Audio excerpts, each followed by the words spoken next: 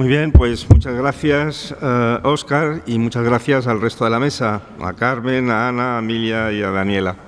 Y ahora pues tenemos la última parte de esta ponencia, que será la intervención, las preguntas, los comentarios que queráis hacer a los distinguidos ponentes y contribuidores de esta mesa. ¿Tenemos micrófonos por ahí?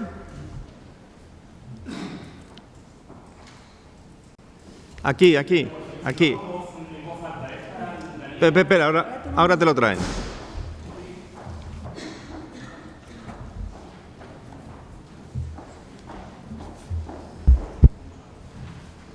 Gracias. Desde hace un año, Daniela, me ocupo del Centro de Aprendizaje por Simulación que tiene Andalucía, la Consejería de Salud de Andalucía. Creo profundamente en que una de las líneas de trabajo que teníamos que reforzar, y así lo estamos haciendo, es la simulación situacional, del trabajo en equipo y del abordaje de nuevo del manejo de habilidades en grupo. Y en este sentido hemos hecho un contacto que va a fructificar en breve, estoy seguro, con Airbus para que empiecen a trabajar con nosotros pilotos probadores del A400 y con el Ministerio de Defensa para que trabajen con nosotros pilotos probadores del Eurofighter que tienen una base en Morón.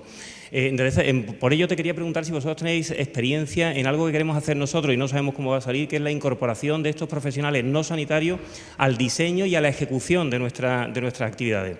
El mundo médico es muy particular y el que entre alguien de otra disciplina a decirles cómo tienen que hacer determinadas cosas, soy consciente de que puede generar cierto rechazo. No sé si vosotros tenéis experiencia en ese sentido y me gustaría conocerlo. Gracias. Y no puedo evitar, Arcadi, perdón, hace muchos años que vengo a los congresos de educación médica y me parece que esta mesa en concreto ha supuesto un refresco enorme en cuanto a los conceptos, a las líneas argumentales y desde mi perspectiva incluso al interés por muchos de los argumentos que estos congresos han venido teniendo en los últimos años. Muchas gracias en ese sentido. Gracias por tu pregunta. No estamos trabajando, pero tenemos 2, 3 pilotos que nos dicen, o sea, con quien hablamos, que vienen a nuestros congresos, a nuestros cursos. Estoy trabajando ahora con un se llama Marcos Cagido, que es solamente, o sea, se ha dejado de ser piloto para estar solamente en el entrenamiento de estas competencias en pilotos y ahora vamos a tener un curso. O sea, que soy yo la coordinadora médica y él el coordinador de piloto, por ejemplo. O sea, esto estamos empezando, pero con el comandante, el piloto comandante Armindo Martins, es nuestro compañero desde hace 5 años, y fue o sea, nada oficial. No tenemos un acuerdo oficial, pero sí que nos ha ayudado a desarrollar esto y a, no solo en congresos, pero también en cenas, o sea, hablando de esto. No sé si algo... Yo tengo experiencia en tratar con pilotos en CRM. Cuando montamos el programa de CRM obstétrico, hablamos con pilotos y con instructores españoles y hay una enorme barrera educacional. Un piloto, fallo de motor, checklist, del 1 al 10, y lo lee todo. 1, 2, 3, no se sale del procedimiento nunca. Está muy entrenado desde la Academia de Pilotos. En la Academia de Pilotos se lo meten en el ADN del piloto. Vais a tener un problema, un salto educacional.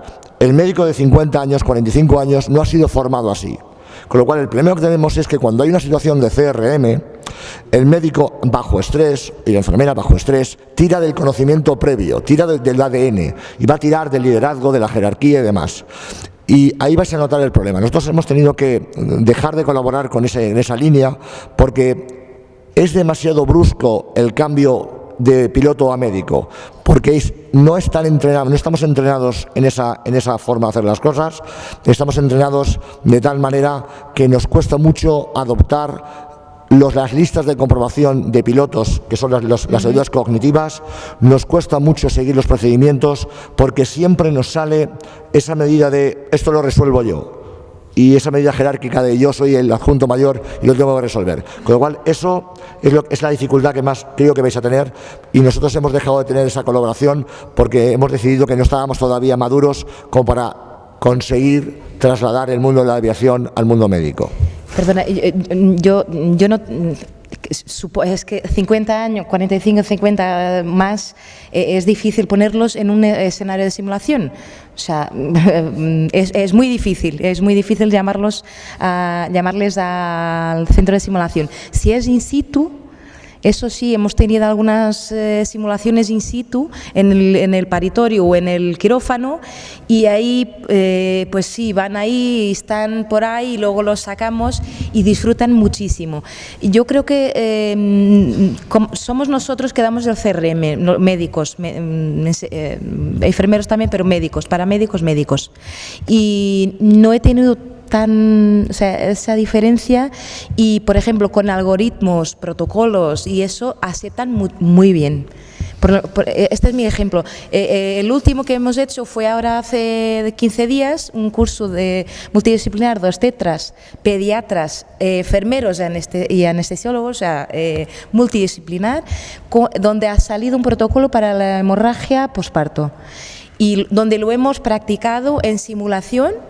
Y todo el mundo ha estado muy interactivo, o sea, con el protocolo en la mano, con el algoritmo, y hablamos de CRM, hablamos de, no sé, yo creo que depende un poco hay que empezar, start slow, como dicen los ingleses, y hay que elegir a lo mejor las mejores personas, las que van a aceptar, no sé si pensáis lo mismo, pero las que acepten primero, las que sean más fáciles de convencer, y luego esas van a convencer, porque esto convence, ¿no? La segunda pregunta, perdona, no sé si era esto. Perdón. ¿Alguien más de la mesa Gracias. quería decir algo? Sí, vale. Yo quería comentar que el problema, por ejemplo, de esta conversación que han tenido cruzada Daniela y esto, es educativo. Es decir, aquí el problema está en educativo. Por eso la simulación en grado no tiene que enseñar solamente cosas parciales, tiene que tener, como ha comentado Emilia, una coherencia. Entonces, en los centros que empiezan de nuevo, universidades que tienen, facultades que tienen la oportunidad de crear su política institucional y decir lo que quieren y diseñarlo, eso es una oportunidad de oro que lleva al éxito, por ejemplo. El problema está en las facultades clásicas, donde tú tienes que a lo mejor no tienes apoyo institucional. Sin apoyo institucional es todo muy difícil, ¿eh? Esto ha quedado claro en la mesa. Entonces, a los primeros que hay que convencer es a los gobiernos institucionales de que esto ya no es opcional, esto ya es obligatorio. Y luego hay que educar en seguridad a los estudiantes, es decir, el estudiante desde primero tiene que saber que la seguridad del paciente es el final. Y entonces dar importancia a todas estas cosas, como el saber que cuándo tiene que frenar, cuándo tiene que ir a consultar, cuándo tiene que seguir el protocolo, a darse cuenta de que él va a ser un elemento humano lleno de imperfecciones y que tiene que buscarse muletas para poder dar seguridad al paciente. Por eso es muy importante, y cuando llega a este punto de esta conversación que habéis suscitado, ¿qué se encuentra y qué dice Óscar? Es que no estamos educados para ser disciplinados. Es que la disciplina se tiene que aprender desde primero, porque la indisciplina tuya causa un daño importante a otro. Y este concepto, en toda la simulación del estudiante de medicina, hay que meterlo y meterlo y meterlo y meterlo. Por eso la simulación en grado puede cambiar absolutamente todo.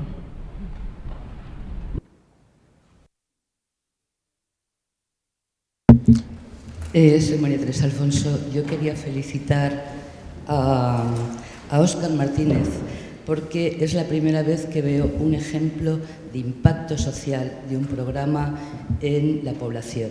Y yo creo que es ahí donde tenemos que ir. O sea, formamos gente para tener un impacto en la sociedad. Y estos ejemplos que demuestran que hay una reducción en el número de problemáticas de salud de una comunidad es realmente lo que convence y dónde va la gente.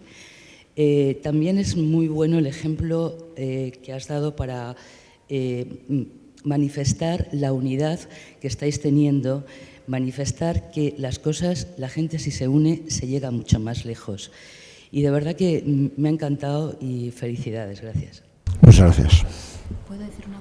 No sé si Allí, por favor. puedo hacer un comentario. Es que en obstetricia es más fácil medir el outcome porque tenemos APGAR, tenemos, no sé, yo digo porque en anestesia o es muerte o la morbilidad. ¿Cómo medimos la morbilidad? Y la outcome es uno de los asuntos que estoy investigando bastante, es el outcome de la simulación en anestesia. ¿Cómo medimos la morbilidad? Solo, o sea, no es la morbilidad quirúrgica. O sea, es muy difícil y el outcome normalmente es muerte o no. Y entonces es bastante difícil de probar, pero ese es el camino. O sea, hay que probarlo con cosas concretas. Gracias. Estamos ya prácticamente fuera de tiempo, pero es imposible no dejar hablar al jefe supremo, al doctor Pablo Lara.